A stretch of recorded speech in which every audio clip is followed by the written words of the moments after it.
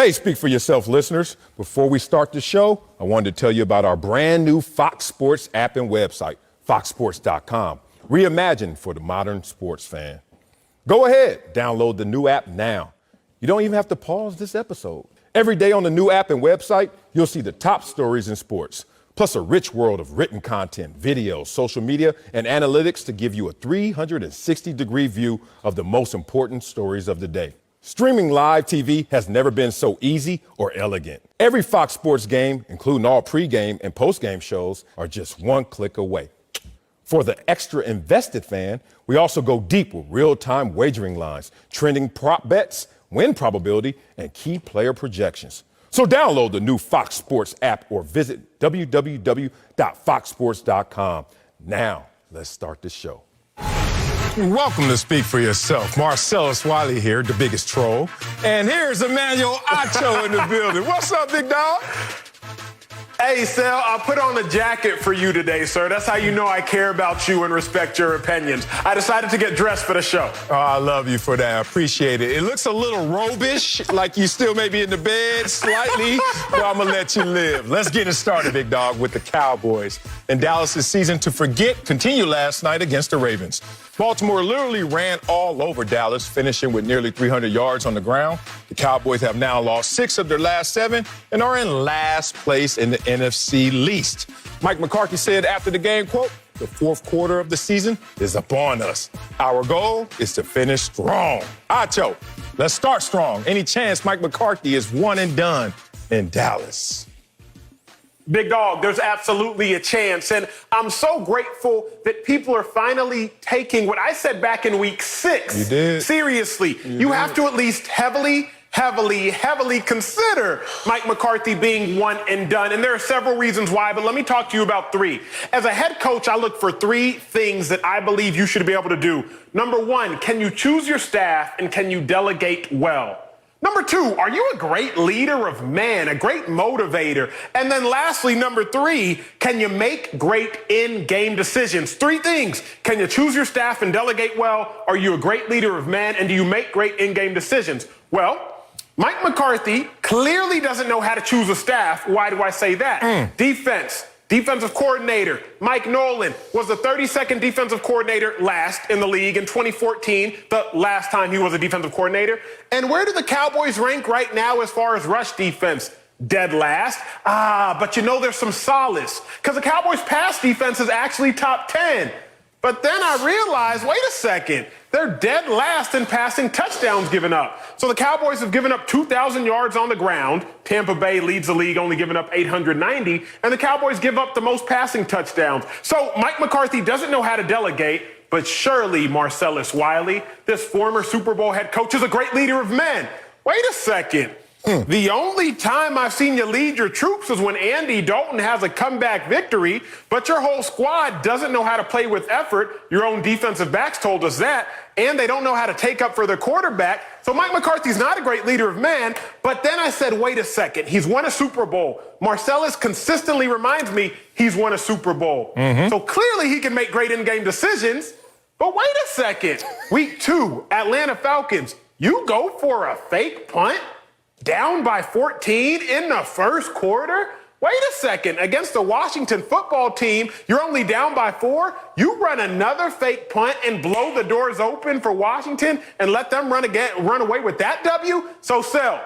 Yes. When I look at all the criteria that make a great coach, and then I look at Mike McCarthy, I see no attributes that make him currently a great coach. Cowboys have to at least consider him being one and done. All right. That was a strong take. I can see you dressed for the part and you lived the part. I love that about you, Acho. Way to rebound, big dog. First thing, before I even get into my take, stop saying wait a second. You said wait a second like 60 times. Why don't you just say wait a minute once? And you know what? I ain't got to wait a second all 60 damn times. Nah, all that said, big dog, you know you're wrong on this take. And it was well stated, but it just went to the wrong destination. No, he shouldn't be, and no, he won't be one and done in Dallas. Let me just start off by laying the foundation right here. The foundation for this season in his first year as the Dallas Cowboys head coach is this. Coronavirus changed the entire offseason to the point where they almost had no offseason, no preseason, compromised training camp, and virtual meetings to get acclimated to this system. Let's just start there.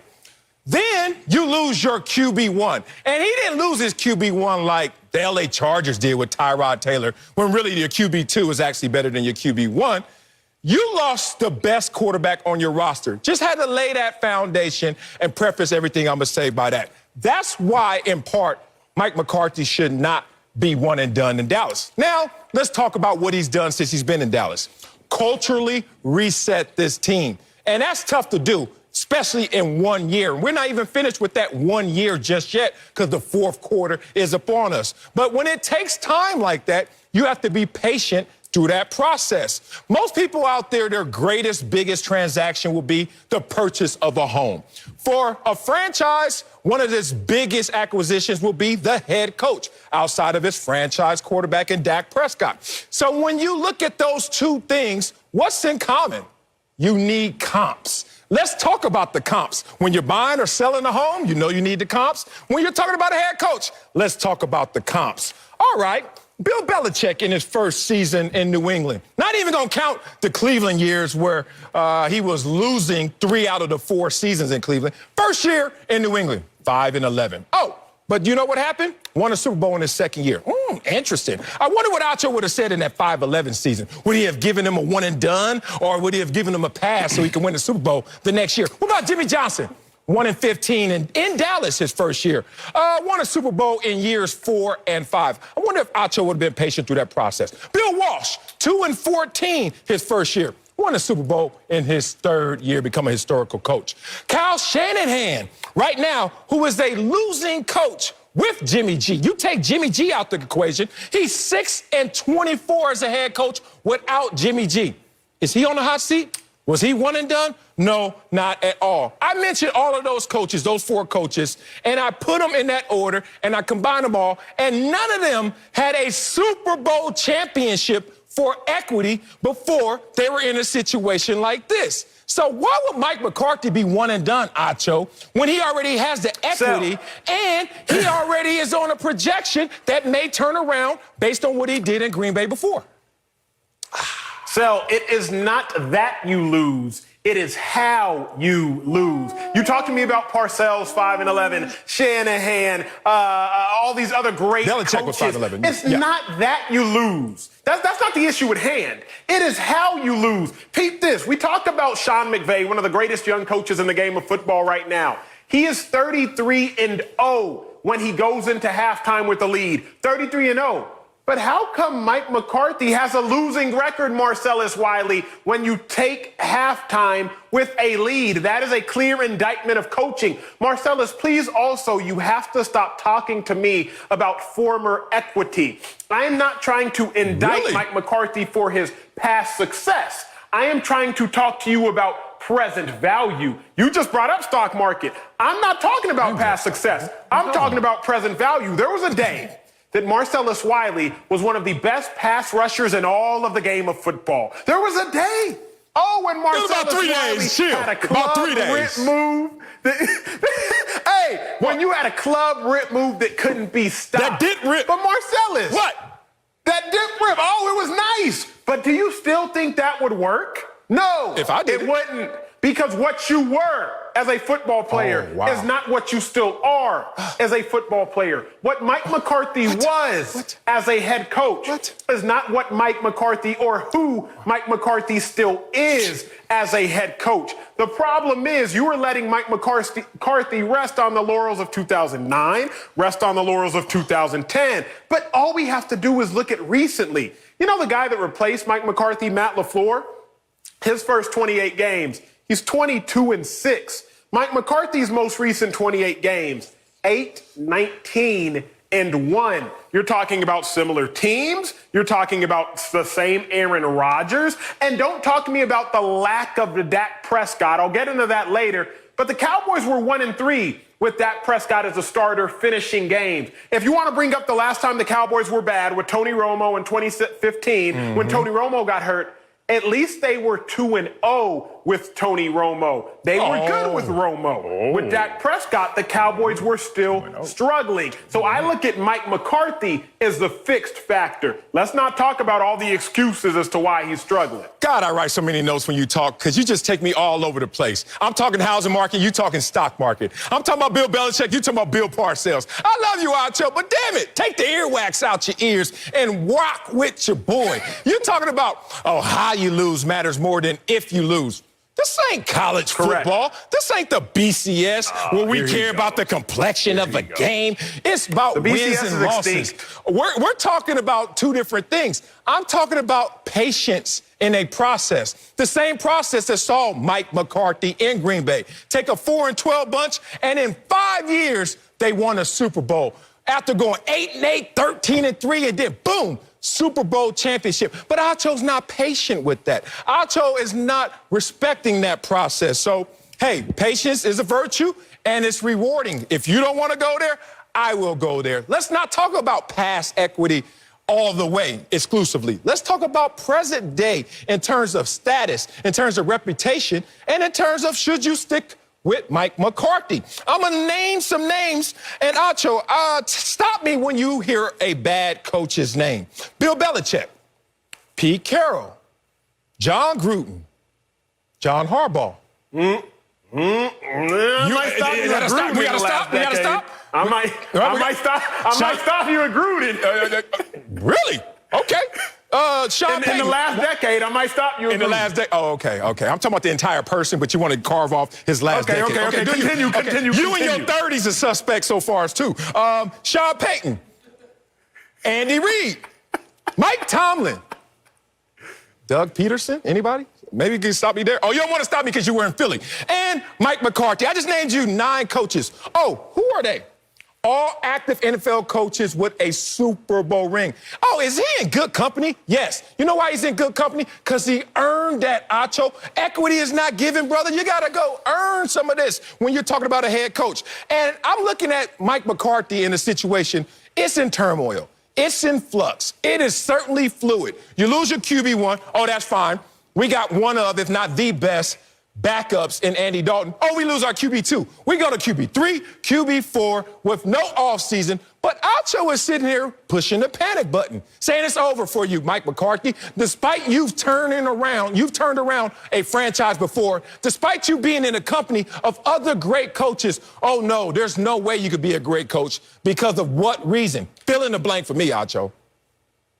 I'll fill in several blanks for you. There's not that there's no reason that he can be a great coach, but if you're Jerry Jones and you're looking around the NFC East right now, what do you see? Because you talked about Mike McCarthy changing a culture. He does. You're looking around the NFC as Jerry Jones and you see the New York Giants won 4 games in a row, just beat the Seattle Seahawks at home, at Seattle's home, with the first-year head coach in Joe Judge, and you're backwashing Jason Garrett as the offensive coordinator. Then you look elsewhere in the NFC East and you see the Washington football team, a team that has no name, with the head coach that's courageously battling cancer, a quarterback who you didn't even know if he would ever play or walk again, and they just beat the best team in the NFL.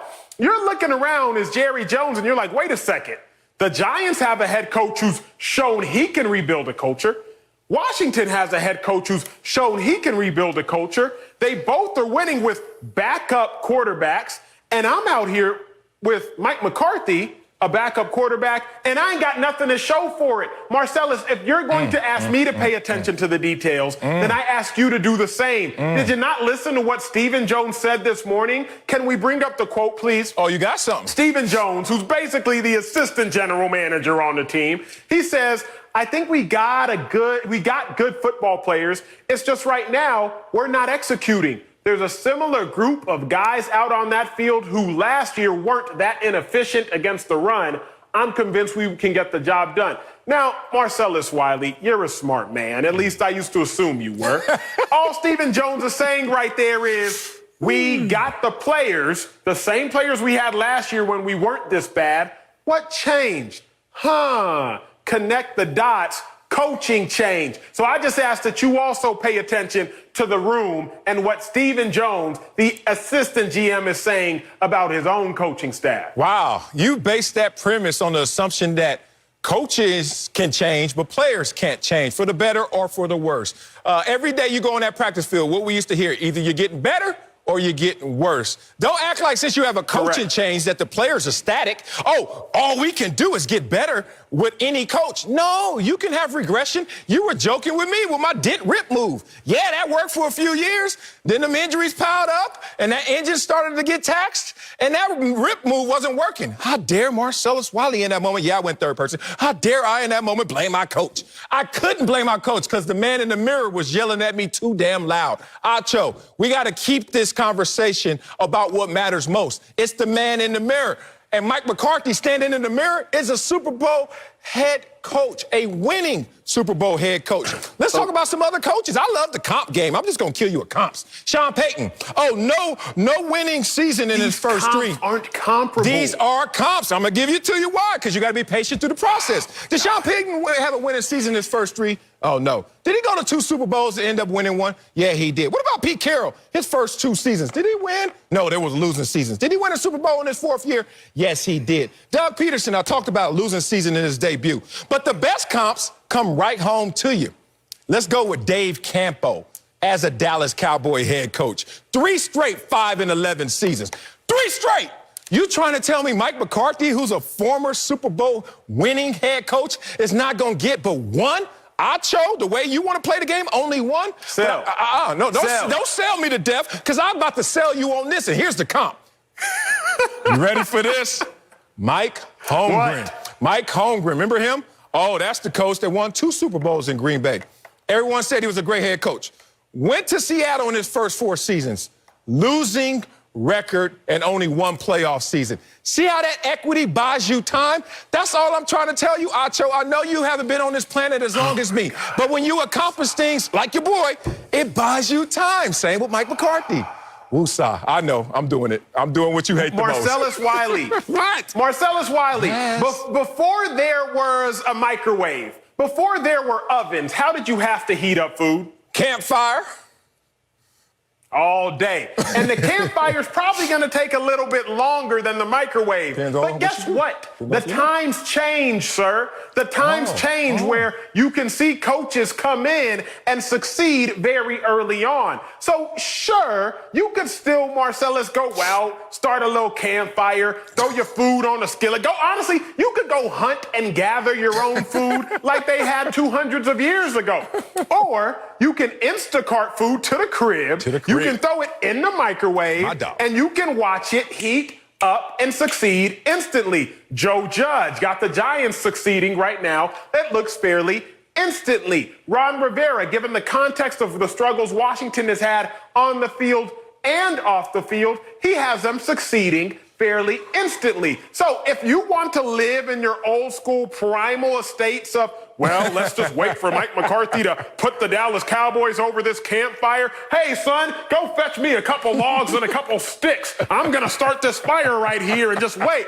You go ahead and do that, Marcellus. But as a millennial, as someone who sees microwaves work and teams can succeed within the division instantly, then Mike McCarthy, I'm not going to have that same 5-10-year period of grace that Marcellus Wiley wants to afford you, because I think the Dallas Cowboys have enough talent to succeed instantly. Now, after hearing that, I understand why people hate millennials so much. I understand why they hate your generation so much. I've always told people I don't hate any group. I don't hate any general millennial conversation, because why?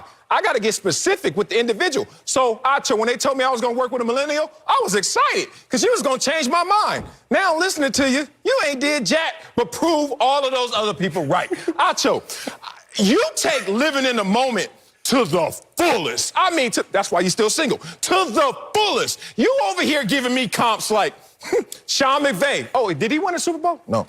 Joe Judge, has he won a Super Bowl as a head coach? Oh, no. Ron Rivera, has he won a... Boy, stop. You over here giving me those comps when they... Have they had Hall of Fame quarterbacks? Hold on. Have they had Hall of Fame quarterbacks? Wait a minute. Have they had Hall of Fame quarterbacks? You give me comps when it satisfies your argument, and your comps are in the moment with no accomplishment. I give you historical comps that include Mike McCarthy, and you want to sneeze at those. And I knew I had you off your game, Acho. I knew I had you off your game before you even showed me the wardrobe and the robe you were wearing. I knew it because you went full name. Never go full name. Never go Marcellus Wiley. Then I know that you shook. Because the only time I ever hear that is when my mama was mad at me. And now, Acho, you shouldn't be in this position right now. Respect the process. Respect the game in totality. Mike McCarthy has shown before, you give him time, he'll get the job done. All he's asking for is a little time. Coming up at the top of the hour, whew, that was tight. Russell Wilson is in a big-time slump. We'll tell you if the Seahawks made a mistake letting Russ cook. But first, Cam Newton says his game doesn't look sexy, but the Patriots are still winning. We'll tell you if he's been underappreciated like I am, Acho. Next, speak for yourself. What's up, Speak For Yourself listeners? It's your boy Shay Sharp, co-host of FS1's Undisputed. I wanted to tell you about my new podcast, Club Shay Shay, where we always do something before two something.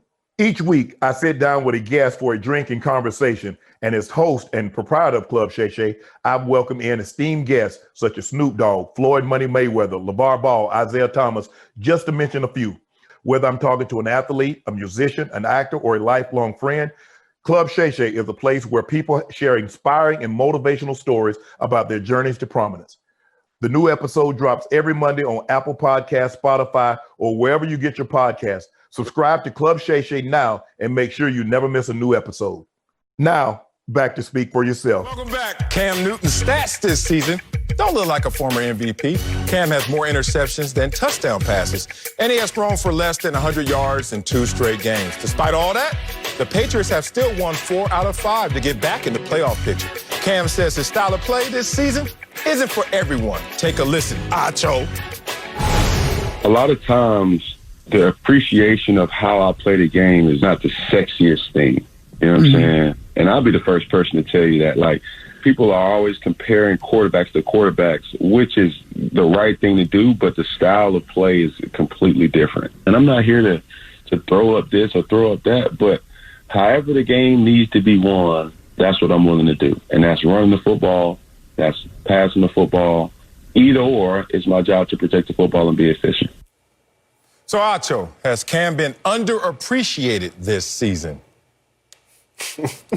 Not at all, big dog. And you got to look at what's the word appreciate mean? That's the thing about me, Marcellus. Okay. You know, I'm an intellectual. I'm a millennial, but I'm an intellectual. So appreciate it means to recognize the full worth of.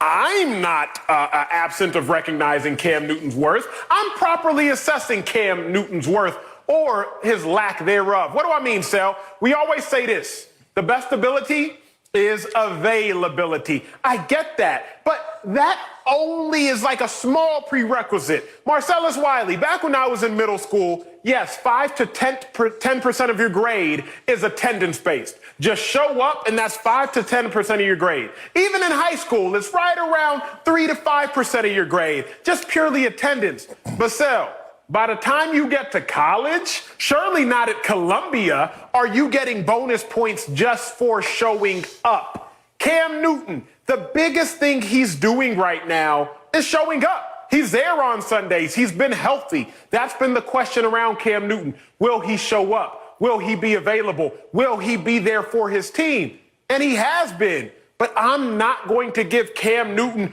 a boatload of credit. I'm not going to super appreciate Cam Newton simply for showing up. It's what do you do once you show up?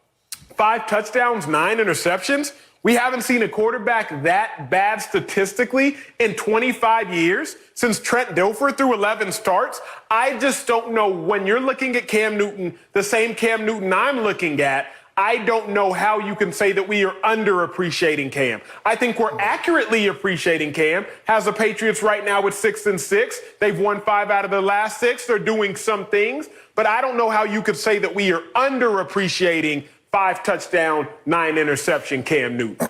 Oh, we certainly are underappreciating them. I should say you are. Y'all are. I am not. I fully appreciate what Cam Newton is doing. And it seems like Bill Belichick appreciates it as well. Already glowing over Cam Newton in terms of what he's doing effectively on the field and his performance, but also off the field in terms of his leadership. That translates well for this franchise. But let's talk about what's going on, because you went to find a comp, and you really couldn't find a comp for Cam Newton and what he's doing right now. You mentioned Trent Dilfer. You have to go that far back, couple of decades, to find this type of play. You know why?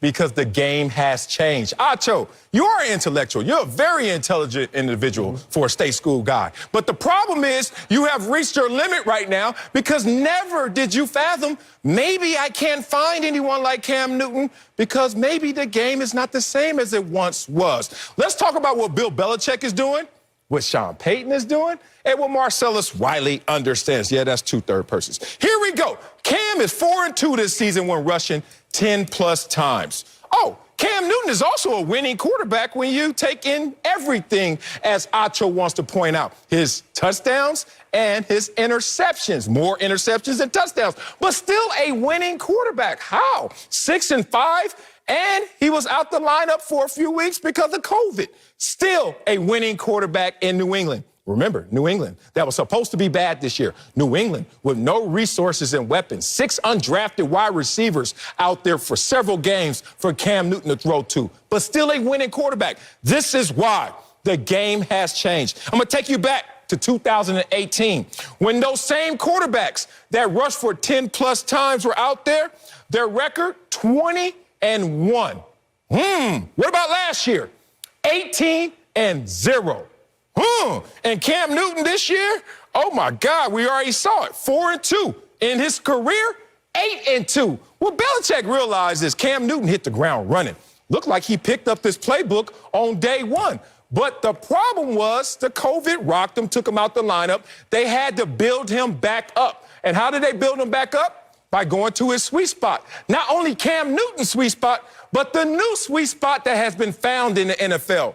That these dual threats, these mobile quarterbacks, are efficient and effective. We all know that you run the football, you throw the football, and you kick the football, all in service of one goal: to win the football game. Cam Newton is taking a different route. He's zigging when everyone else is zagging up that hill to success with his victories. Marcellus, I learned a long time ago. You ain't been here long enough to learn. The louder somebody talks, the less accurate and correct they probably are. You out here just yelling these big words, and the more you talk, the more I realize this dude is so wrong. I'm gonna just leave you with this quick little nugget. The reason we can't find comps for Cam Newton is because play like Cam Newton usually gets you benched. Quarterbacks don't usually last long enough playing like Cam Newton has played to find a comp for him. What do I mean by that? Starting quarterbacks this season with fewer than 100 passing yards. We saw Kyle Allen, backup quarterback for the Washington football team. He did it twice. Where did Kyle Allen end up? Oh, well, on the bench. You saw Tua. He's done it twice. Tua's currently in a quarterback competition for his own job. You saw Jimmy Garoppolo. He did it twice. He was injured, but even when he came back healthy, they're questioning, will he be there next year? Cam Newton, not only has he done it twice, he's done it 3 times, more than Kyle Allen, Jimmy Garoppolo, and Tua. Quarterback play like Cam Newton usually gets you on the bench. That's why you can't find a comp. Not because the game has evolved over the last 25 years. No, because 5 touchdowns and 9 picks usually gets you a seat next to the offensive coordinator on the bench. Oh, wow. Didn't know that you were going to be that guy right there to hold a whole flock of mobile, dual threat, 2.0 quarterbacks back because you don't like how it looks. You don't like the style. I thought you were a person that only thing that matters is, do you get the job done? How effective you are, how efficient you are. But no, you care about the complexion of it, Acho. Oh, got to read your book again, because I didn't think you were that type of person. I didn't think you were the type of person to forget that when you look at the quarterbacks this year that have rushed for 10 or more times in the game, what is their record? 20 wins, 6 losses. This year, this is evolving right before your eyes. It's hiding in plain sight. But with your archaic analysis, you're missing this, Acho. You need to stay in tune with the ebbs and flows of the game because this one is fluid. Let's bring in someone who knows a thing or two and hopefully agrees with me. Fox NFL analyst LeVar Arrington. LeVar, whoa! Go, what? Get y'all's little kiki out of the way. Go ahead. Bishop? Go ahead. Go ahead. What's up? Y'all go ahead and get Bishop Arrington. that offering. Y'all What go ahead time and get is that service, offering Pastor? basket ready. I'm Around speechless. here, Bishop. around Normandy and Weston, we call this a pink shirt. Oh, my God. Let me tell y'all about Cam Newton. I wanted to put on my gear so I could look like Cam. Is that money wallpaper behind you, too? Like, when did they have money like that? Okay, Bishop Deacon Fry. Can Yes. you please answer this question? Has Cam been underappreciated this season? Testify, my lord. No, he has not been underappreciated by the people that matter. I won't discuss the people that don't. When you look within the New England organization and you look at what they were facing this upcoming season, if you said to me, looking at their record right now and the teams that they have beaten during the course of this year, you would say that Bill Belichick is speaking glowingly of Cam Newton. His teammates are speaking glowingly of Cam Newton because they would not have won this many games with Jarrett Stidham. And if they would have won those games with Jarrett Stidham, then Jarrett Stidham would have been playing. So when you look at where they're at currently, I said this last week when we asked the question, will this be a team that Cam can keep in playoff contention? I said no. I still maintain that. I think that it's a tough road to hoe these next 3 games with Miami and the Rams, and then you play Buffalo. And even New York showed a little bit of fight. Some people would say they threw the game. I ain't going to get into that. It's not my segment. But the way this team played against them Chargers, I'm not so certain that they might not run out the table for the rest of the season. So when I look at the appreciation of Cam, I'm looking at a confidence in a 6-6 team that says to themselves right now, we're surging. We're doing what Patriot football teams do. We get better when it really matters, when it counts. We win in different phases. They won in the special teams phase. And that is what the DNA of Patriot football is. Cam Newton has given them the best opportunities to win as a player. That you have to appreciate. I agree with the takes of Bishop Arrington here. Wow. Because Let the I church think say amen. I think amen, shall we? I think that the Patriots do appreciate Cam, but they appreciate Cam because they understand they don't necessarily have another viable option. Now, I will still submit Cam Newton has lost more games for the Patriots than Cam Newton has won for the Patriots as far as the individual Cam Newton and the way in which his play has contributed to them winning and losing. What do I mean by that, Marcellus? Last week, I think the Patriots special teams won that game for them.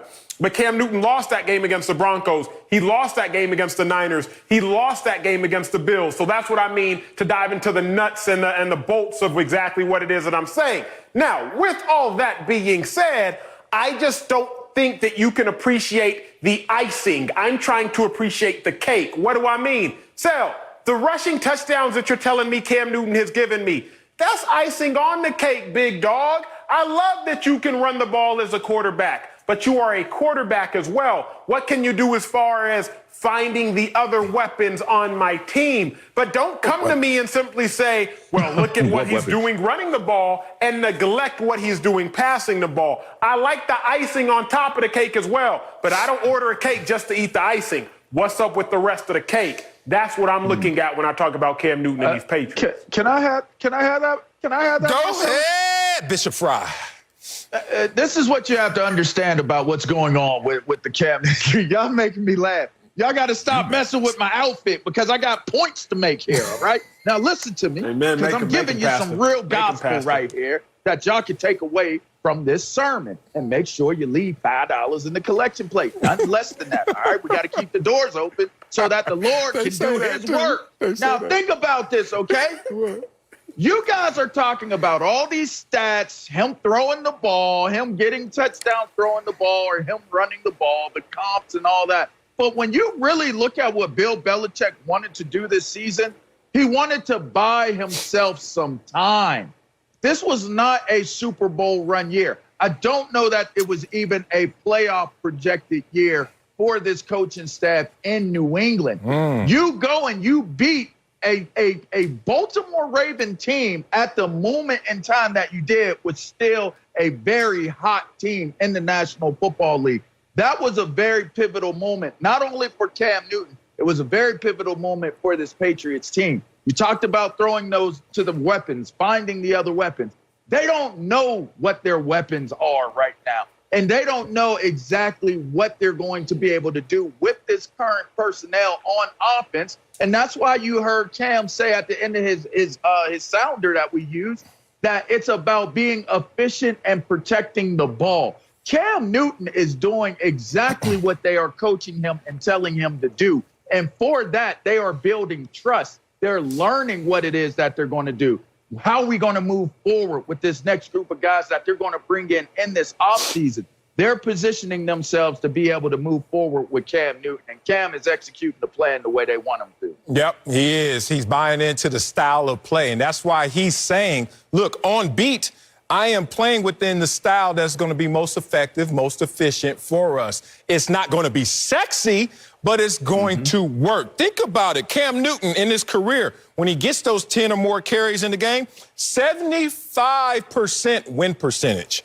What about when he doesn't? 47% win percentage. It drops under 500. Belichick knows this. He studies the game. So he knows that dropping back and letting it fly is not the only way, and it's not even the most efficient way to win a ball game. Cam Newton's most prolific games by Acho's statistics of just throwing the football down the field. How did that work out for the New England Patriots this year? 397 yards against Seattle and a loss. 365 yards against Houston and another loss. Acho's take is not misguided as much as it's just a little mainstream and short-sighted. Let's be real about this, Acho. You are being penny-wise but pound-foolish and looking at Cam Newton and how he's helping this team. I give you one quick example.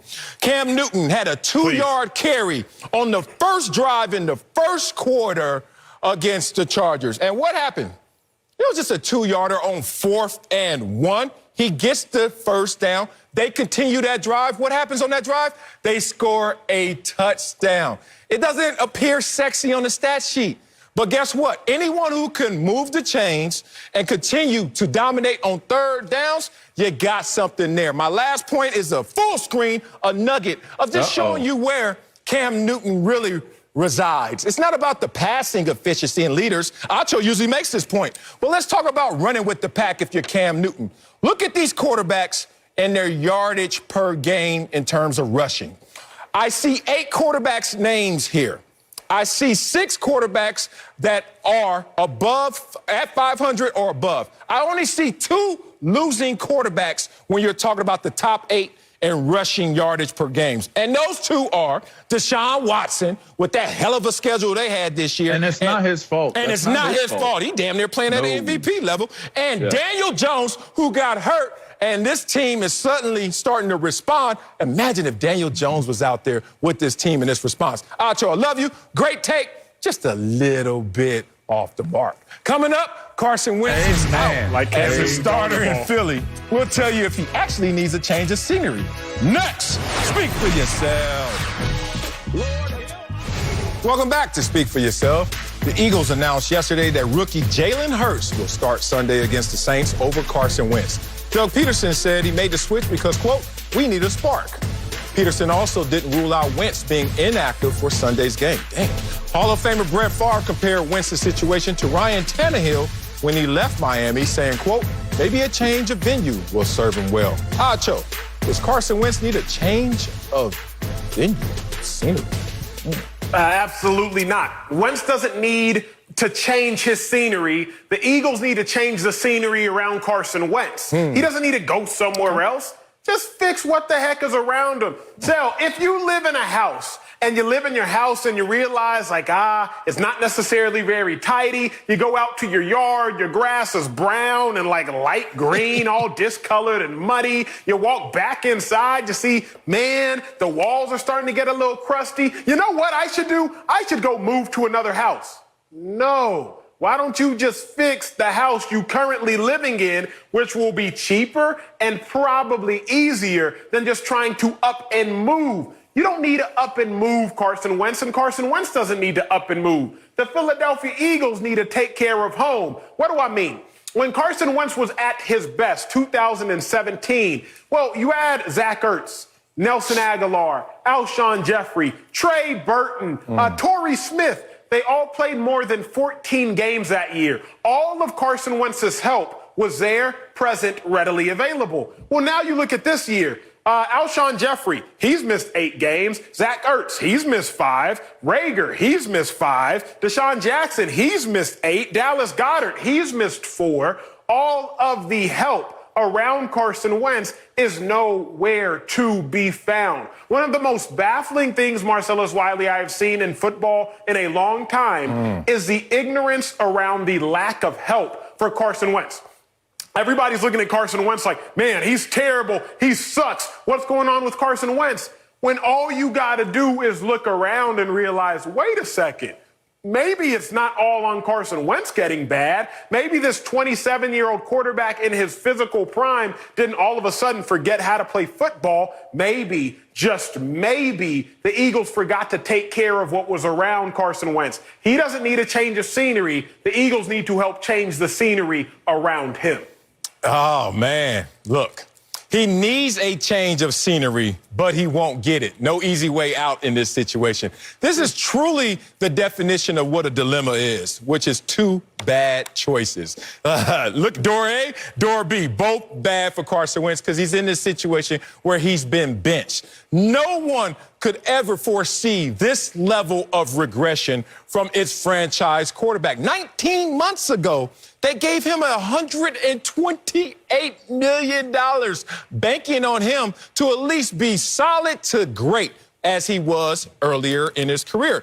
But this level of regression, they're not even asking you, Carson Wentz, because they know they have some roster issues, to be the best quarterback in the NFL. Just don't be the worst quarterback in the NFL. And Carson Wentz somehow, some way, found a way to do that with his passer rating being 30th, completion percentage 31st.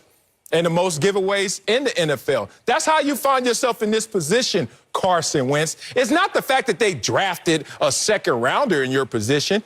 You're supposed to hold that guy off. I was in Buffalo. I got drafted, and then they drafted a first rounder behind me. I was like, good for you. I'm glad you're getting paid to sit on the bench because there's no way you're taking my job. And Carson Wentz should have had that mindset and should have had that level of production.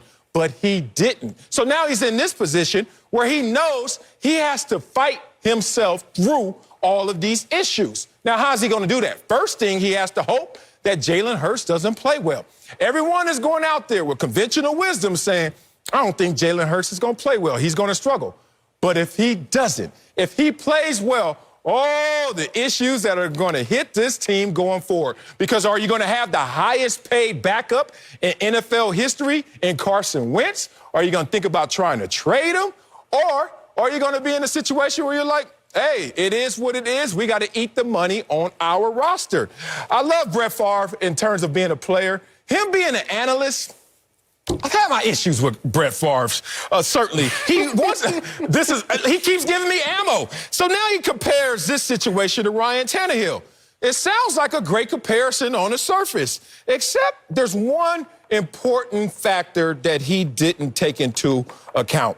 Tannehill didn't carry a $34 million dead cap number and cap number the next season. What does that mean?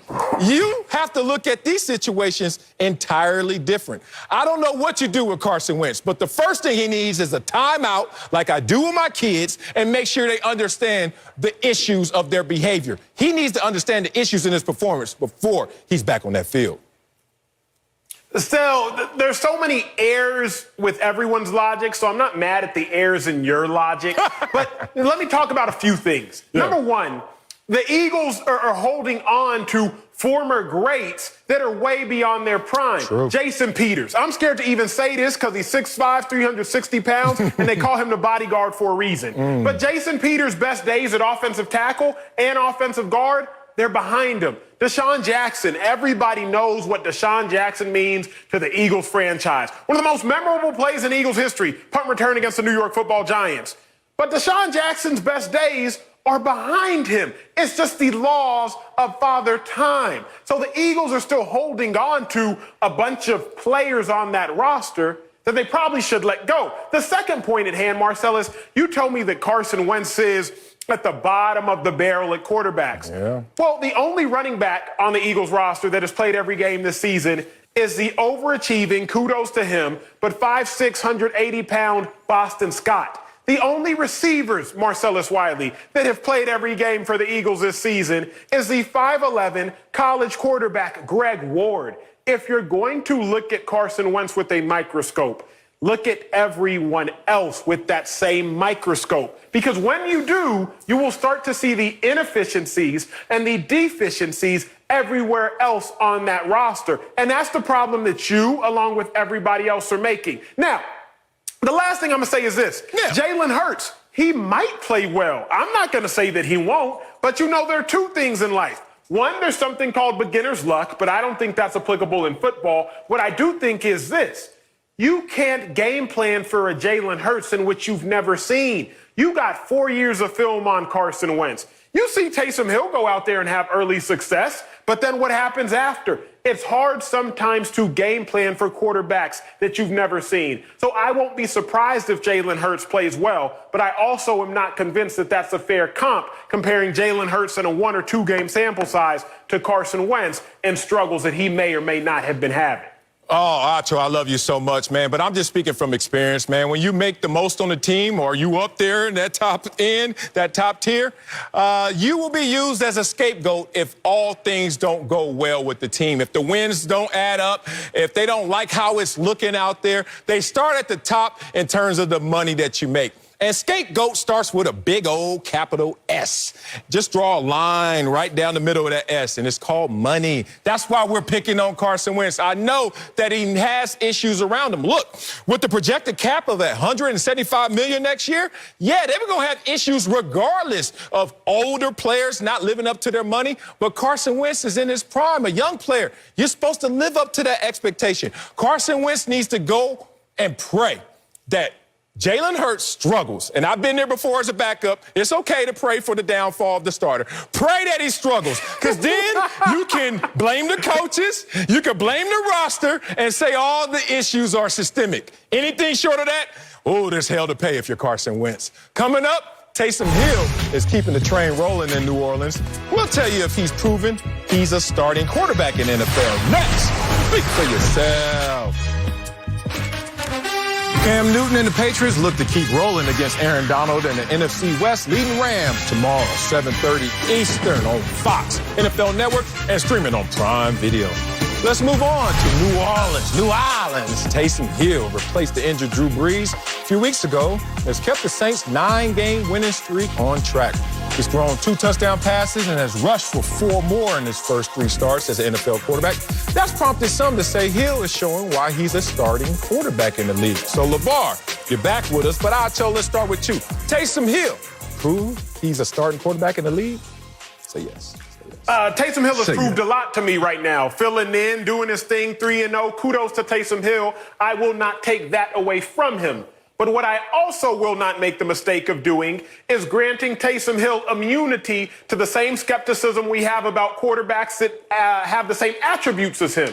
If you are a better runner as a quarterback, a bigger running threat, than you are a passing threat, we've still yet to see that success from the quarterback position at the ultimate level. So to me, Taysom Hill has not yet proved he is a starter because I'm not going to grant him immunity. What do I mean? Mike Vick, he was a better runner than he was a passer. We all know he never hoisted that Lombardi. Mike Vick peaked as his collective team success in his 4th year. Cameron Newton, he's a better runner than he is a passer. That debate is now clearly over. Cam Newton, in his 5th year, he peaked as collective team success. went to the Super Bowl. After that, they fell off. He's only been to one playoff game since, if I'm not mistaken, in 2017. Lamar Jackson, he is a better runner than he is as a passer. That has become apparent this year. I'm not going to say that we saw Lamar Jackson's collective team peak success in his third season, but I am going to submit the question, maybe we have, because 6-0 his first year as a starter, second year 14-2. This year we have all seen what has happened. So with that being said, just because Taysom Hill looks a little bit different, I'm not going to grant him immunity to the questions we've asked about other quarterbacks that have the same attributes, being better runners than they are passers. For that reason, Taysom Hill hasn't shown me that he can be a starting quarterback. He's shown me he's done a great job filling in. He's shown me he's done a great job not losing games. But let's talk about the Saints defense. Since week 7, #1 scoring D, #1 total D, #1 total pressures, #2 in sacks. Taysom Hill, not going to take anything away from what he's done, but I'm also not going to grant him a pass going forward. Woo, man. That's cold-blooded right there. I don't think he needs a pass. I think the way that he showed last week how he does pass the football means he's a starting quarterback in this NFL. Let's just start somewhere small since Acho wants to go comp size and say, well, I haven't seen it work out for a running quarterback, so why would I give him a pass? Let's start here at this basic building block. Is Carson Wentz a quarterback in the NFL? Yes. Does Taysom Hill have the same amount of wins as Carson Wentz this year? Yes. And 3-0, and Carson Wentz been out there every damn week, and they got the same amount of wins. Oh, you don't care how it looks, Acho? Me either. But does it add up? Yes, it does. So this small sample size for Taysom Hill, we have to extract so much from it because, one, his sample size is so small, and two, running quarterbacks sample size is so small. I got to pause you, Sel. Oh, do it. It better be worth it because it's your last point if it ain't worth it. Fellas, y'all let me know this. Y'all let me know this, fellas. Y'all married men, which Marcellus, you always remind me of.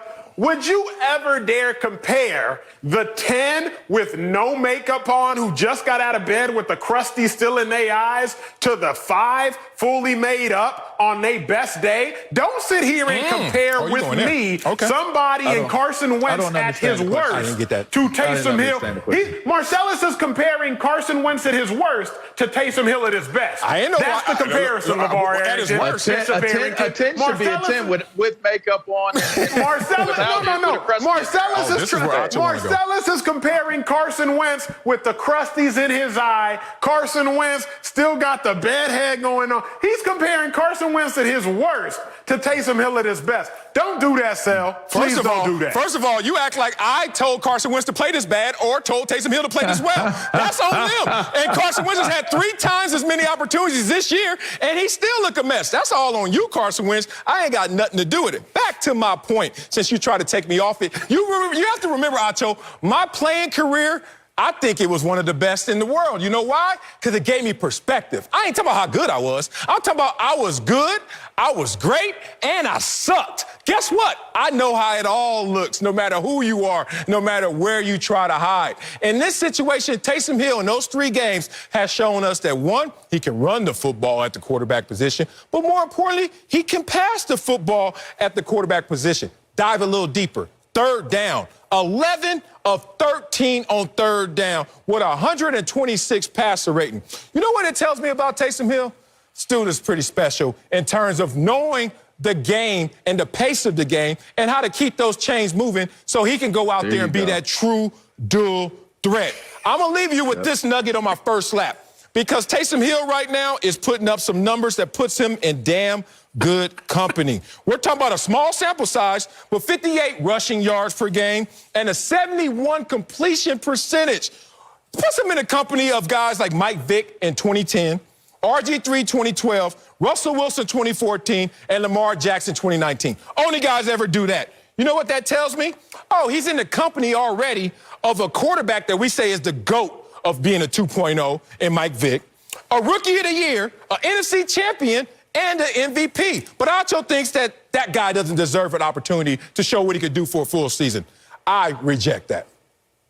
Yeah, I think he's proven that he should be a starting quarterback as well. And listen, while I'll say Acho's argument is accurate, you're still talking about franchise caliber quarterbacks. We're not talking franchise caliber quarterback right now. We're just talking starting quarterback.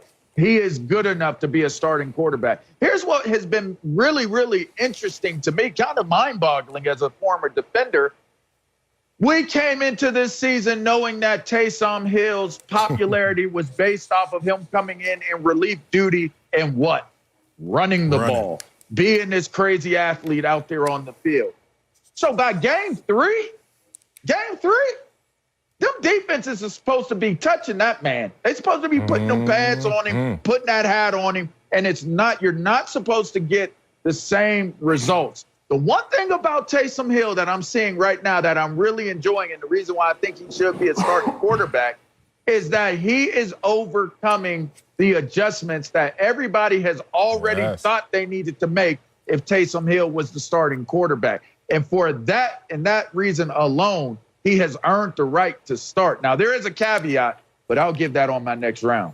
And now, fellas, this is what I love about a sports show with former athletes that played at the highest level and played it higher than me. But the one thing I always prided myself in was the intellectual aspects of the game. LeVar, you know this. There's an adjustment period. Marcellus, you know this. There's an adjustment period. Teddy Bridgewater goes in and is 5-0. Lamar Jackson, his first year, 6-0 as a starter. Lamar Jackson's second year, 14-2. But what happens after defensive coordinators take a little bit of time and they adjust? All of a sudden, Lamar Jackson don't look like 14-2 Lamar anymore. Teddy Bridgewater, yes, you could say there's less talent around him, if you will, but Teddy Bridgewater don't look like 5-0 Teddy B if you watched him over the course of this season. Because when you are the starter, then there comes with a lot more preparation for you. Y'all know how hard it is to prepare for a quarterback in 3 to 4 days. That's all you got to prepare for Taysom Hill right now. Why you think Lamar Jackson went crazy that first 6 games? Why you think he even went crazier those next 16 games? But what has happened now that teams really have an eye on what Lamar Jackson is doing? All I'm submitting is this. I'm not taking anything away from Taysom Hill right now. 3-0. He got, 4 rushing touchdowns, I believe 2 passing touchdowns. He is doing well. I'm not taking that away from him. But I'm also not ignorant to how defenses have adjusted to even better athletes such as Lamar and Michael Vick and Cam Newton. I'm not ignorant to what we are saying if we say, yes, Taysom Hill should be a starter. There's a lot more that comes with that than just spot work and filling in and lack of preparation of defense. Oh, man. What do they say in life? Everything in moderation, including moderation. Look, I love the fact that you like to focus in on the intellectual aspects of the game, but you need a little balance, Acho. You need to be a little more ignorant. Maybe you overthink too much the things that happen on a football field. People used to tell me that, too, because I went to Columbia. They didn't even talk to me. They're just like, don't overthink it, Wiley. I was like, I'm not even thinking about it. I'm just out there trying to play. I'm trying to respond off instincts. You're not respecting how he's responded as LeVar was talking about. Be real about this. It takes 4 games for the coordinators to have that cycle of film on you. And with Taysom Hill, it's been 3 games, but that's close enough. You've seen him go out there and respond. This guy was not asked to do sprint outs and play action passes all game and still threw 2 touchdown passes, still went out there and made a ton of great throws, and he kept the offense moving in sync and, most importantly, got the victory. So be careful if you want to talk about, well, the sample size, or be careful if you're saying, well, I'm thinking through this process. Just look at the results. Let's bring up Teddy Bridgewater and Taysom Hill, since you want to point it out so much, Acho, and look at how they're comparable. And you can look at the numbers. I'm not going to go through all this, but they're in the same ballpark. Taysom wins some. Teddy B wins some. The point is, did Teddy B get an opportunity going forward? Yes. Acho, we can laugh at his win-loss record, in part because we know Cam left that team, and this team is not as good this year. But more importantly, Teddy Bridgewater, 14 touchdowns, 8 interceptions, and over 70% completion percentage. Sounds like a good quarterback to me. If he's a good quarterback, why not give Taysom Hill that same opportunity? But that's the caveat. And I'll push back on you really quickly on saying that defenses that don't have enough of a sample size to prepare for him, and they only have a week, because coming into the season, when they do all of their reports and the quality control guys do all of their scout work, they have Taysom Hill cut up as if he's going to be a starter. That's first and foremost. Believe that. But the second part of this is the caveat that I was speaking of is, why does Taysom Hill have to go somewhere else? Why are we putting this as he has to go be a starter somewhere else? He is going to be successful, and his most success is going to come as a New Orleans Saint. And that's the caveat. I don't know that he's as successful if he goes somewhere else. I think the reason why Taysom Hill works the way that he does is that this coaching staff understands what his strengths are. Of all quarterbacks in their starts this year, number 1 in completion percentage, Drew Brees. Number 2, Taysom Hill. Ooh, who thought that he would be right behind Drew Brees? As you said, LeVar, stay still, Taysom Hill.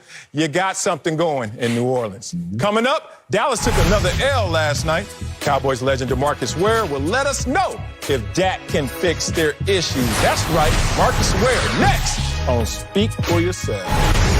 Welcome back to Speak for Yourself. The Cowboys needed a win last night to keep pace with Washington and the Giants, but they came up short. Dallas gave up nearly 300 yards to fall to 3-9. Dallas has only one win since Dak Prescott's season-ending injury back in October, and the numbers show why. Take a look. The Cowboys averaged more than twice as many points and passing yards with Dak earlier this season than in the last 7 games without him. Joined now by Super Bowl champion, the Cowboys legend, friend of the show, DeMarcus Ware's in the building. Throw him up, DeMarcus, let everybody know. All right, D-Ware. Jealous as hell. All right, let me get this started with a football question. Is Dak good enough to fix the Cowboys' issues next season? I think Dak is one of the guys that can fix one of the issues, which is maintaining a good drive, getting in a rhythm to where now they're not turning the ball over. They can have better stats on offense, score more points. But the main thing you didn't talk about is the defense. The defense needs to be fixed because at the end of the day, when the teams start getting into the playoffs, that's when the defenses wake up. The offenses are there to maintain, control the clock, keep things going.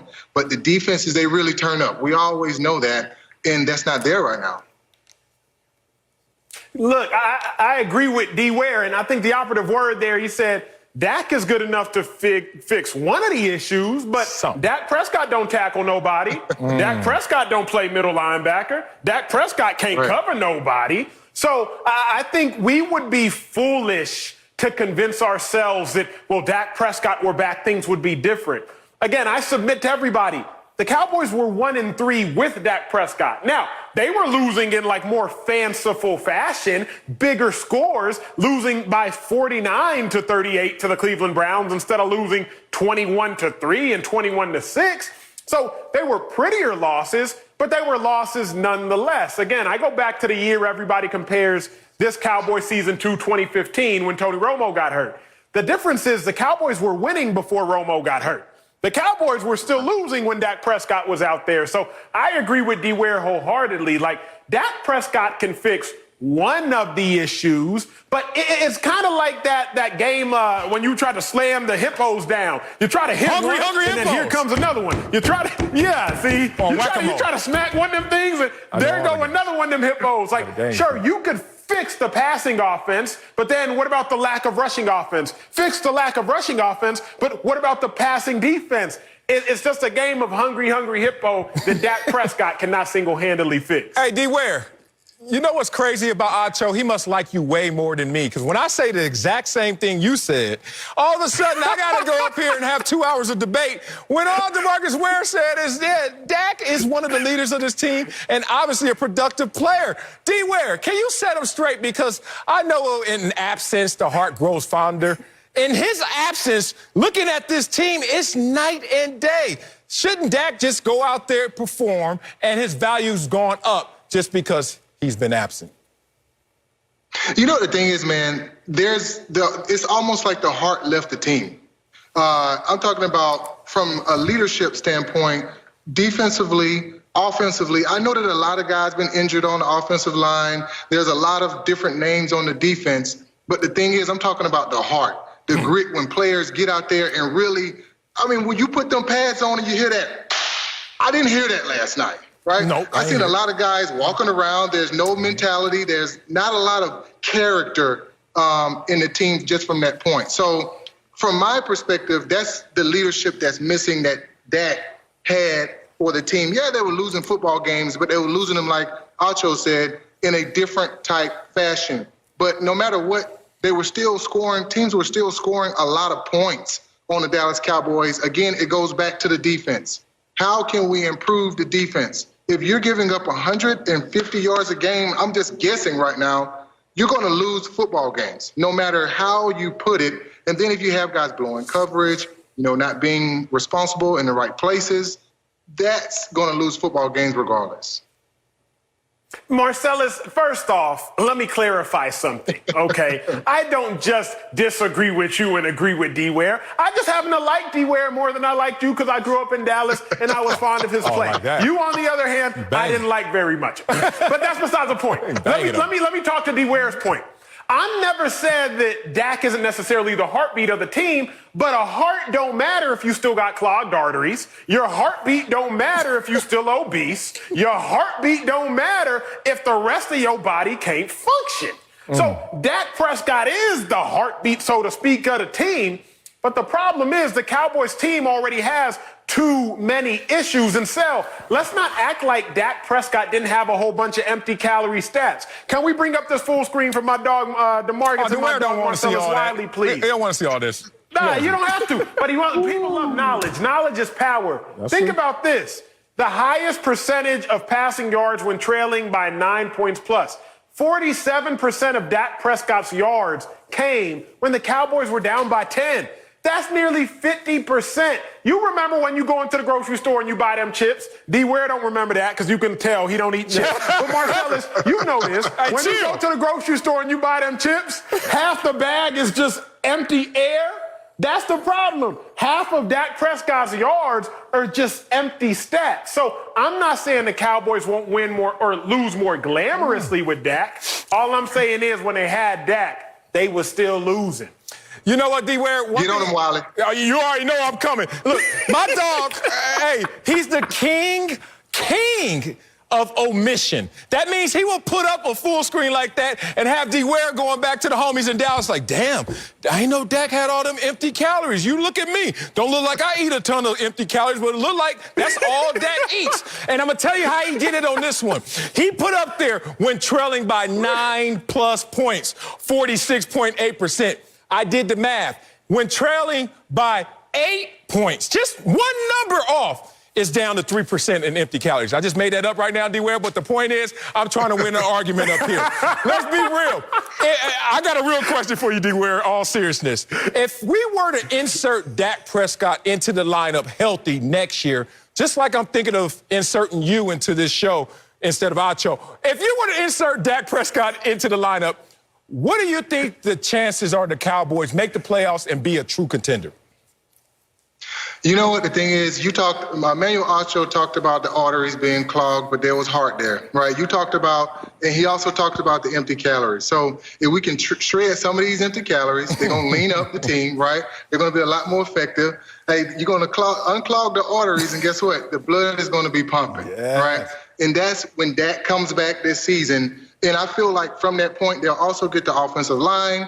They'll have a real offseason to where McCarthy can say, this is the motto of the team. This is the character of the team. These are the leaders that I'm putting the seal on their chest that's responsible for when stuff is not going the right way, y'all need to have my back, which is not there. So, again, to your answer, when Dak gets back, they will be a playoff contender because they will have an offseason to get them there. That's where I'm coming from, because they will have that offseason. But I don't see a lot of these things that's there right now, so we got to go with what we got. Let me ask you this, D. Ware, because Stephen Jones said it on the radio show this morning. He said, wait a second. We had a lot of the same guys on our defense last year that are on our defense this year, but we're not nearly as efficient or effective. If you were a defender for the Dallas Cowboys and you know y'all aren't 32nd type talent, you know for a fact y'all giving up 2,000 yards and y'all really aren't that sorry. Are you starting to mentally lose it a little bit? Like you've been in that locker room, you've played at a high level. If you're looking around and you realize we are better than we are playing, at what point are you starting to look at the coaches and say, wait a second now, coaches, this on y'all? It's been a lot of times where we've been better. We've had, great names. But the thing, we were still losing football games. And that goes to, you know, you got to put the points on the board, you got to put the pads on, and you got to make them things clack a little bit, right? And I don't see a lot of that. And you can always point the fingers and say, it's the coach. But I remember when we were 13-3 with the Dallas Cowboys and we had 16 Pro Bowlers, no matter what play they called, we were bigger, we were better, and we had a stronger mentality in the locker room on we're going to beat that man across from me no matter what the coach is called. But there was leadership that was there no matter what that owned it. Do they actually own what the coaches are saying? That's the perspective that I'm trying to get to. Are the leaders actually buying in with what the coaches are saying? Because if you're going from a 4-3 defense to a 3-4 defense, if you got guys that aren't thumpers, they aren't thumpers. If you got guys that aren't two-gappers, they're not two-gappers. So you get them out. You put the guys in that are going to be effective in what you do, and then you'll start winning football games. Before we let you go, D. Ware, I saw you, what was it, a couple years ago? Not even that long ago at the Rose Bowl. I look the same, still sloppy. You look like you're trying to make a comeback in playing shape. So tell us about the fitness app that you're launching, talking about ownership. You know what, man, I've been working at my passion project for the last 3 years and changing the locker room into the weight room where I can still motivate people. And I've developed this app called Driven to Win. I wanted to give people not a content-driven app, but a technical-driven app to where all of the things that we got as athletes now are virtually put into your phone to where you really get a virtual trainer using 3D models, augmented reality, artificial intelligence that grows with you, no matter if you're a beginner all the way to the advanced athlete, to where you grow and you get better with it. And it uses the same athlete training science that all of us use as we train, and now putting that in your cell phone. So imagine putting your cell phone up and you can actually see me putting you through a workout, showing you the exercises. But one thing that's cool about it is if you talk into the phone, married with the Apple Watch, which is a beats, also with your beats per minute, it'll tell you how hard you're training. And that's almost like the phone is telling you you're training too hard. You need to be at level 2 or level 3, no matter wherever it is. And it's just cool to now have a full virtual trainer, especially during COVID, that you can work out with if you're at home or in the gym and get the results. Oh, amazing right there, D. Ware. Good luck, great success with that app. I'll be seeing you around 9 p.m. tonight on my phone to make sure I get out the pantry, stop smoking all them Cheetos. 2 sessions, Marcellus, 2-a-days. Two mornings. Love it, D. Ware. Let's go, Acho. I need you in there too. Acho. Come on now.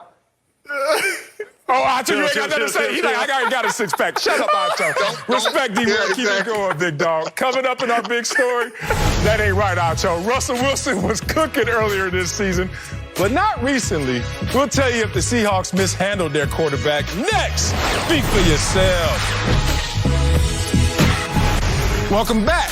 Let's go to Seattle for our big story. Russell Wilson's recent slump continued in Sunday's loss to the Giants. The G-men sacked him 5 times and forced 2 turnovers. The former MVP frontrunner was on pace to break the NFL touchdown passes record earlier this year, but things took a turn.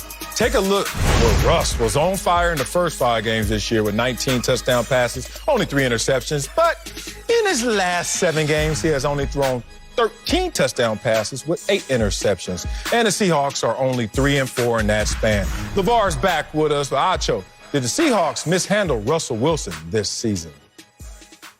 Fellas, they absolutely did. Now, y'all always mock, mimic, make fun of, poke fun at my singleness, my lack of marital status, my lack of maturation because I don't have kids. I don't do that, Acho.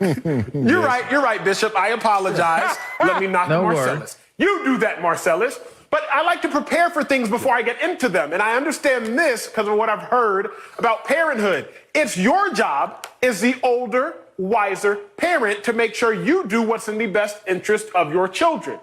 It is Pete Carroll's job, as supposed to be the older, wiser head coach, to do what's in the best interest of Russell Wilson, regardless of how much Russell Wilson or your kids may kick and scream saying that they want X, Y, or Z. Pete Carroll knew that letting Russ cook was not a good idea. How did Pete Carroll know this? Because the 1 year that Russell Wilson was allowed to cook without the publicity and the cool hashtag of Let Russ Cook was in 2017. Russell Wilson led the whole NFL in touchdowns that year, 34 of them, one off his career high. But he also tied his career high in interceptions. What happened in 2017? That's the 1 year Russell Wilson and the Seahawks did not make the playoffs. So yes, I do think that the Seahawks didn't look out for Russ's best interest all year because you let him cook, shouldn't have done that, and then y'all let this whole hype train of Russ needs to win MVP. Y'all supported that and let that go off the rails. Seahawks had 2 goals going into the season, Russ MVP and win a Super Bowl. Well, because you let Russ try to win this MVP, it now appears that both of those goals and objectives may be derailed. I do think that the Seahawks mishandled Russell Wilson to a degree this season. No way. No way. They did not mishandle it. In fact, they did what was necessary to do. This is the face of a team, face of a franchise, arguably one of the faces of the National Football League itself. The debate has always stemmed from, is it Russell Wilson's team? Can they do it with Russell Wilson? When y'all showed that stat, that full screen, it showed that in his losing, he's thrown the ball maybe 5 more times. Yeah, it's like 5 more times on average per game. So he's throwing more within those games that they're losing. They needed to do this in Seattle for one reason and one reason alone. If you're going to build the team to win, the style that has been created by the 12th man culture in Seattle, you had to get this out of the way. Can we win with the style of throwing first and being a Russell Wilson first team? Or do we have to go back to finding that battering ram running game and put together a new defense that can assemble and look like the Legion of Boom when we had that? Now the answer is becoming clear. How they finish, I don't know. But right now, they handled it the right way because you needed to definitively know if it could be Russell Wilson's team or not. I don't think they mishandled them at all. If you look at this situation, I just think that they're not insane. And what's the definition of insanity? Trying something the same way. Same thing. Yeah, expecting a different result.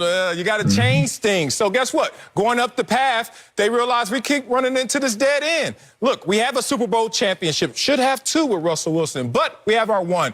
And then we have a bunch of dead ends in terms of letting our running game lead us there or letting our defense just be the Legion of Boom 2.0. At least they hoped it was, and lead us there. But now, when you have the highest paid quarterback that they had on their roster, Russell Wilson, at the time, guess what you do? Because he has a lot of the resources invested in his contract, let Russ cook. You brought up 2017 when Russell Wilson didn't make the playoffs, and it looked like, without the campaign, a less let Russ cook year. Let's talk about this year, what happened with Russell Wilson. Because all they did was say, all right, you're a great quarterback, allow you to have the opportunity to go out there and show what you can do. So what we're going to do is allow that. That's not mishandling somebody when you say, hey, I'm going to get out your way and let you go out there and lead the team as the team leader you are. But what has occurred, there are a couple of things that are eye-opening even to the Seahawks. They ranked 24th in third down percentage this season because Russell Wilson ranks 29th in third down passer rating. Oh, that's diving deep into the numbers. Let's talk about Russell Wilson, who is 4-12 in his career when you allow him to cook, throw it more than 40 times in a ball game. And this year, he's 1-3. 1 win, 3 losses. The 1 win against the Cowboys. All right, let's talk about those 3 losses, though. Ooh, Bills, Cardinals, and Giants. Russell Wilson, 0-3. More giveaways than touchdowns and a passer rating of only 85 in those games. You know what the problem is? Russell Wilson got exactly what he wanted. But you got to watch what you ask for in life because sometimes it's not exactly what's best for you. Coming up, LeBron James says his Lakers title was one of the hardest in NBA history. Boy, stop. We'll tell you if we agree with the king next. Speak for yourself. Welcome back to Speak for Yourself. LeBron James, the king, won his 4th NBA title a couple months ago while playing in the bubble. LeBron won 2 of those titles with the Heat, but earlier this week, the King talked about just how tough it was to win the trophy in L.A. and Cleveland. Take a listen. The one thing that I know for sure, that I've been a part of two teams that's won the two hardest championships in NBA league history. The 2016 Cavs coming back from 3-1 versus 73-9 team, being down 3-1 versus one of the best teams that ever been assembled. And then what we went through in a bubble. And if you were not in a bubble, you don't quite understand it. You will never, ever understand how hard it was to win that championship, to be able to motivate yourself, to be this is literally out of your whole comfort zone. No family, no friends. family. I didn't see my family for 8.5 weeks. Got to bring in Fox NBA analyst Slick Rick the Bucher, and we'll let you get started on this. Do you agree with LeBron that his Lakers titles was one of the hardest in NBA history? He's trolling us at this point, right? He has to be trolling us at this point. Yes. No, I don't agree with it. First of all, LeBron doesn't have a frame of reference to make that statement. Yes, it might have been the hardest one that he's ever had, but was it harder than when the Celtics and the Lakers were going back and forth across the country and flying commercial? Was it harder than the Rockets, the 6-seeded Rockets who never had home court advantage? Was it harder than the Rockets beating the Knicks in that 94 meat grinder in which we had the O.J. Simpson chase going on? I don't know how many examples I could give, but ultimately, no, he has no frame of reference to say this is one of the hardest or the hardest in NBA history. He went 4-1 the first 3 series, and then he played a Heat team in the finals that did not have its point guard Goran Dragic for just about the entire series and didn't have its best defender in Bam Adebayo for a number of games and was never quite the same. So this idea, harder than Magic at 20 years old, closing a game 6 without Kareem Abdul-Jabbar. I mean, the number of examples that I could give of series, and it's not to say that this wasn't hard, but to say it was the hardest, you'd have to be able to take all those other championship runs and find some level of comparison. He can't do that. We can't do that.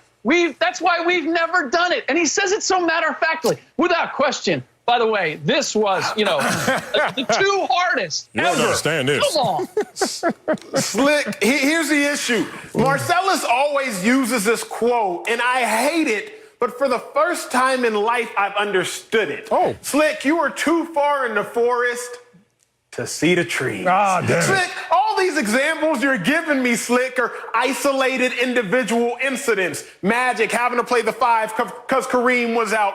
Isolated individual difficulty for maybe one individual. But what LeBron James is talking about, which does make this the hardest chip to win, is the fact of you're dealing with 3 things, maybe 4 that are unisolated. You're dealing with social unrest in the middle of the bubble atmosphere. You're dealing with a global pandemic. You're dealing with being sequestered from your family. I'm talking about 3 large-scale, non-isolated incidents. You talk about LeBron James doesn't necessarily have the qualifications, if you will, to speak on the largest sample size. Well, I would submit that someone who's been to, 9 NBA Finals in 10 years, if anyone in the history of the NBA is qualified to speak on this manner, I would argue that LeBron James is one of 3 to 5 people that are qualified to speak on the difficulty of winning championships, because LeBron James would know, knowing that he's lost more championships than he's won, just how difficult it is to win a championship. But I also would submit, Slick,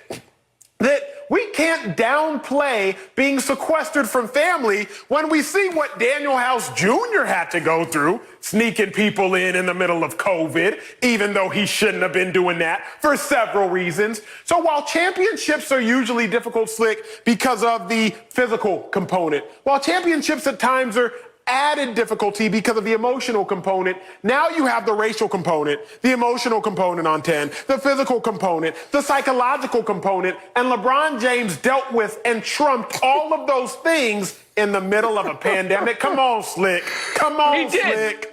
He did, and if he wanted to say this was the hardest championship I've ever won, I'd be 100% there with him, but that's not what he said. He said it was the hardest in history. Meanwhile, I got Damian Lillard telling me that this was the easiest. for him, because there was no travel, because there was focus, because he got treatment right away. It's the level of self-absorption here that is extraordinary for me. Because it might have been the hardest for LeBron James, it is therefore the hardest thing that anybody has ever done. Slick, let me ask you this, Slick, really quickly. Let me ask you this. Yes. Do you think that LeBron James 2016 overcoming the deficit of 3-1 versus the best team, one of the best teams ever assembled, do you think that is a top 2, top 3 most difficult finals to win? Hell no. Hell no. Because it wasn't a 73-win team that he faced in the finals. Steph Curry was hurt. Andrew Bogut was ultimately out. Draymond Green they weren't the 73-win team when he faced them. So no, that doesn't get there either. Historically. Slick, save me some of them ribs, because you know I'm over here saying this is a damn asterisk. Look, I don't even want to get into it, because I'm going to sound like an echo chamber of Slick Rick. You made some eloquent points right there. Let me just shoot a little rapid fire right here. Why do I know that it was easy in the bubble? Because the same reason why every team sends its players away for training camp so they can focus more and get optimal results is because they know we are better in those conditions, the same conditions as the bubble. Why do I know that the bubble was easy? Because a team that couldn't win a game in the regular season finds itself in the bubble as the Phoenix Suns did and couldn't lose a game in the damn bubble. You want to know why I know this wasn't the hardest championship in history? Because you're talking about social, racial unrest. How about winning some championships in the 50s and 60s like Bill Russell had to do? You talk about social unrest. How about the fact that he's not basing it He's not basing it on competition. The game was hardly integrated. He's not talking about competition. Winning in the 50s He's and talking 60s. About circumstances. Boy, stop. When you couldn't even necessarily play basketball, when it was a colors only. Come on, Marcelo. I'm talking about Bill Russell on the You're not even making no sense. Yeah, I'm making sense. Acho, is there a difference between going grocery shopping or Instacart? Hey, they just Instacarted a championship right in the bubble. They didn't even have to go anywhere. They didn't have to work for it. It all came to them. Boy, stop. Coming up. Is there any racial injustice in the bubble? Is there any pandemic in the bubble? Mahomes is the MVP favorite right now, but Aaron Rodgers is on his heels.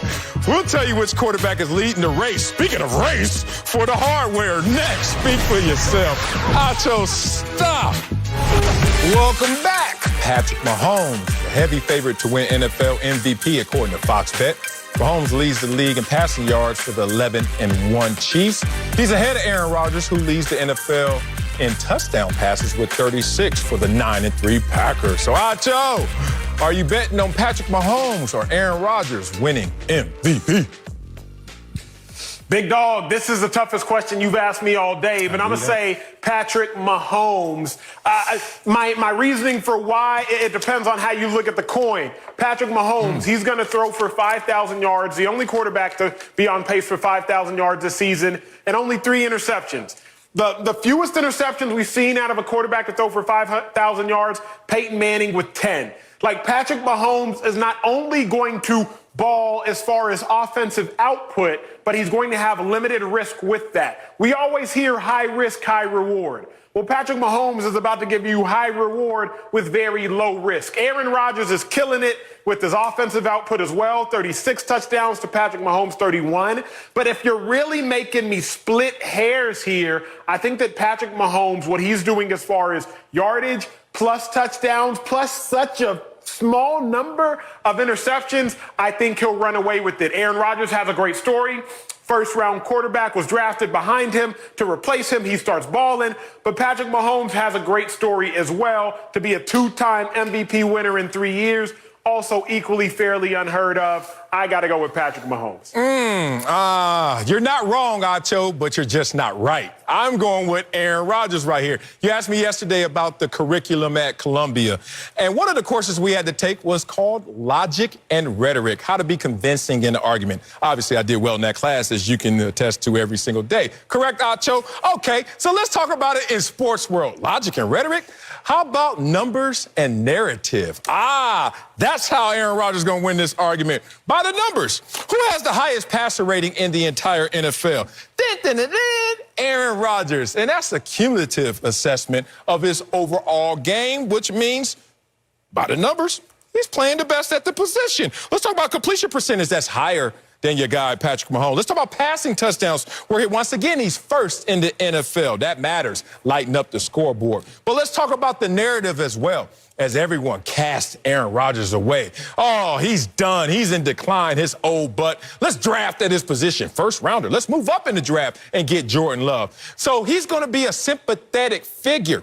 And because you're looking at Patrick Mahomes, I don't think he's going to have any of those threshold numbers. You said 5,000 yards on pace, but when you're a team that's only lost one game, latter part of the season, if no one else is in contention, it's still that bye, or you trying to catch up with Pittsburgh, we'll see how that plays out. But I don't know if he's going to light out on that pace. So by the narrative and by the numbers right now, it looks like Aaron Rodgers has the trophy in his hand, and I think he's going to be able to keep that all the way through. That's our MVP. Coming up, Uncle Jimmy gets his turn to weigh in on the ongoing drama with Carson Wentz. Let's talk it on.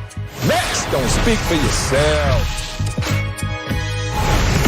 Before we go, there's a lot going on in Philly regarding Carson Wentz's future with the Eagles. So, Uncle Jimmy, here you have some thoughts on Wentz. Take it away.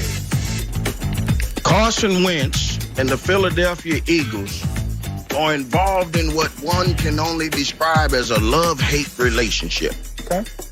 It's kind of like what LeVar Arrington's going through with his hairline right now. It's just not quite as bad. Look, man, let me explain to you like this. A love-hate relationship is when you love somebody to death, but you just can't stand the sight of them. It's that part of the relationship when you hate to see somebody go, but then you find yourself questioning God about why the hell he keep letting them come back. It's that part of the relationship when you find out you got diabetes, and then all of a sudden your loved ones want to just start sending you candygrams every day. It's like when the doctor orders you to use a CPAP, but then all of a sudden you find yourself choking in the middle of the night because somebody done just accidentally unplugged it. Yeah, last night I'm sitting up watching the game, taking a bubble bath, and all of a sudden the old lady come in here trying to get romantic. She knocked the damn TV in the bathtub. Ooh, Poppy, I'm so sorry. I'm so sorry I was angry. No, it wasn't. You're trying to kill me. I hate to hear that story. We've been together too long. Fuck that lie.